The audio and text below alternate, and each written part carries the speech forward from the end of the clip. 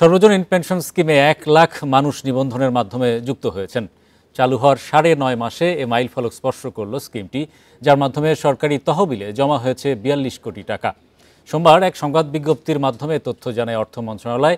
গেল ১৬ এপ্রিল পর্যন্ত পেনশন স্কিমে যুক্ত ছিলেন ৫৪,৬৪৭ জন। বিকাশে কম খরচে ক্যাশ আউটের লিমিট বেড়ে ৫০,০০০, প্রিয় এজেন্টও ২টা। এরপর মাত্র ১৩ দিনের মাথায় তা লাখ ছাড়িয়েছে। প্রবাস, প্রগতি, সুরক্ষা এবং সমতা স্কিমে ৪ স্কিম নিয়ে সর্বজনীন পেনশন কর্মসূচি চালু করে সরকার। এর আগে ২০২২-২৩ অর্থ বছরের বাজেট অধিবেশনে সর্বজনীন পেনশন পদ্ধতি চালুর ঘোষণা দেওয়া হয়। একই বছরের ১৭ আগস্ট প্রধানমন্ত্রী শেখ হাসিনা এই পেনশন স্কিমের উদ্বোধন করেন।